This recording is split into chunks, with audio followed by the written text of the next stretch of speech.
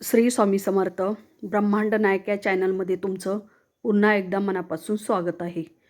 आता दिव्याच्या प्रकाशामुळे घरातील अंधकार आणि नकारात्मकता नाहीशी होत असते आणि सकारात्मक ऊर्जा घरात येत असते. तर हे दीपा, तू अग्निरूप आहे, सर्व तेजांमध्ये तू उत्तम तेज आहे. माझ्या आज दीप अमावस्येला तू पूजेचा स्वीकार करा व माझ्या कुटुंबियांच्या सर्व इच्छा पूर्ण कर, अशी प्रार्थना करून सर्वांनी दीपामावस्येला दीपपूजन करणे आवश्यक आहे. आता दीपपूजन कसे करावे, दीपपूजन करताना कोणता मंत्र म्हणावा, नैवेद्य काय दाखवावे, कणकेचे किती दिवे बनवावे, दीपामावस्येला मुलांना कधी ओवाळावं, हे संपूर्ण या आजच्या व्हिडिओमध्ये मी सांगणार आहे. त्यासाठी व्हिडिओ शेवटपर्यंत नक्कीच बघा, जेणेकरून तुम्हाला संपूर्ण माहिती तुमच्यापर्यंत पोहोचली जाईल. तर येत्या 12 तारखेलाच दीपपूजन आहे. आता आषाढ महिन्याच्या अमावस्येला महाराष्ट्रात दीप अमावस्या किंवा दिव्यांची अमावस्या किंवा दिव्यांची अवस म्हणून साजरा केला जातो. हा दिवस श्रावण महिन्याच्या आगमनापूर्वी येत असल्याने त्याला विशेष धार्मिक आणि सांस्कृतिक महत्त्व आहे. या दिवशी घरातील दिवे, समया, निरांजने आणि लामण दिवे हे स्वच्छ केले जातात आणि त्यांची पूजा करण्याची परंपरा आहे. आता अमावस्यालाच दिव्यांची पूजा का केली जाते, तर अमावस्या म्हणजे चंद्रप्रकाश नसलेली रात्र. त्यामुळे प्राचीन काळी या रात्री अंधार अधिक जाणवत असे. अशा वेळी दिवा हा प्रकाश, ज्ञान, आशा आणि मांगल्याचं प्रतीक मानला गेला. म्हणूनच अमावस्येच्या अंधारात दीप प्रज्वलित करून अंधारातून प्रकाशाकडे जाण्याचा आध्यात्मिक संदेश या परंपरेतून देण्यात आलेला आहे.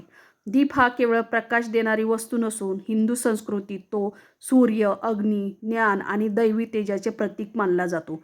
म्हणून दीप अमावस्येला दिव्यांचे पूजन करून त्यांच्या माध्यमातून जीवनातील अज्ञान, नकारात्मकता आणि अंधकार दूर होण्यासाठी प्रयत्न केला जातो. आता दिव्यांप्रती कृतज्ञता.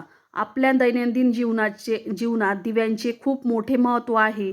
पूर्वीच्या काळी घरातील प्रकाशासाठी तेलाचे दिवे, समया, निरंजन यांचाच आधार घेतला जायचा. म्हणजेच त्यांना दिवे म्हणून दीप अमावस्याकडे खूप मोठ्या नजरेने बघले जातात. आता या दिवशी श्रावण महिन्याच्या प्रारंभापूर्वी अमावस्या ही येत असते.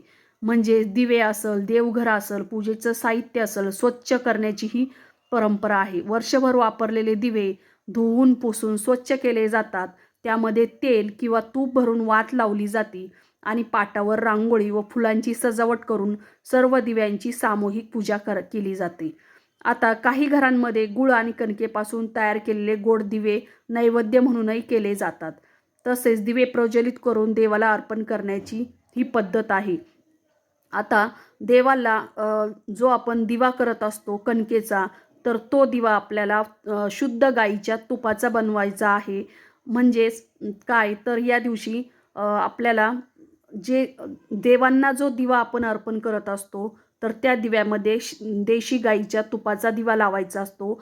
आणि आपण जे आपल्या मुलांना असेल किंवा आपण जे औक्षण करण्यासाठी स्वतःसाठी जे दिवा बनवतो, तो तेलाचा दिवा बनवायचा असतो. परंतु देवांना दिवा लावताना तुपाचाच दिवा लावायचा असतो. आता बऱ्याच वेळेस घरामध्ये दिवे बनवले जातात. म्हणजेच कणकेचे दिवे या दिवशी बनवले जातात. कणकेचे दिवे का बनवले जातात, तर या दिवशी कणकेच्या दिव्यांना खूप मोठं महत्त्व आहे.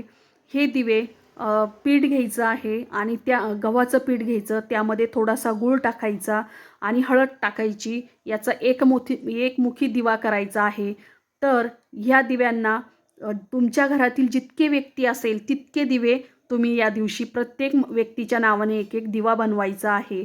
आणि नंतर ह्या सगळ्याही दिव्यांची पूजा करायची आणि तुम्हाला हे दिव्यांना छान फुलं अर्पण करायचे. नंतर गोडाचा नैवेद्य असेल तो या दिवशी त्यांना दाखवायचा असतो. नंतर मंत्र म्हणायचा असतो.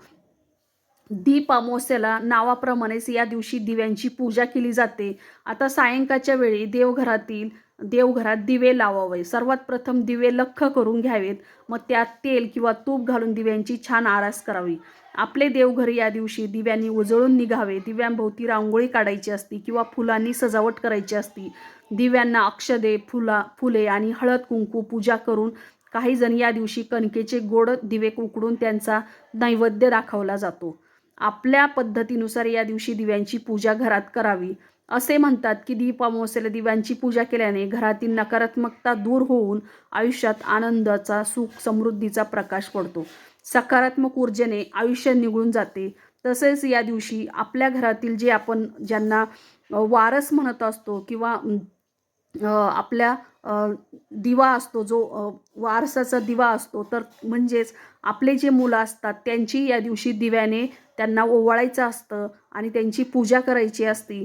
कारण या दिवशी आपल्याला त्या मुलांची ही जी नकारात्मकता असती, जी काही वाईट शक्ती असती, त्या या दिव्यांच्याद्वारे आपल्याला त्यांची दृष्ट काढायची असती या दिव्यांनी आणि त्यांना आईने ओवाळायचं असतं. तसेच प्रत्येक माणसाने यांना प्रत्येक व्यक्तीवरून हा एक एक दिवा ओवाळायचा असतो. मुलांना वंशाचा दिवा मानल्याने त्यांच्या निरोगी आणि उज्ज्वल भविष्यासाठी दिव्यांनी त्यांचे औक्षण केले जाते या दिवशी. तर अशा प्रकारे तुम्ही दिव्यांची पूजा नक्कीच करा. श्री स्वामी समर्थ.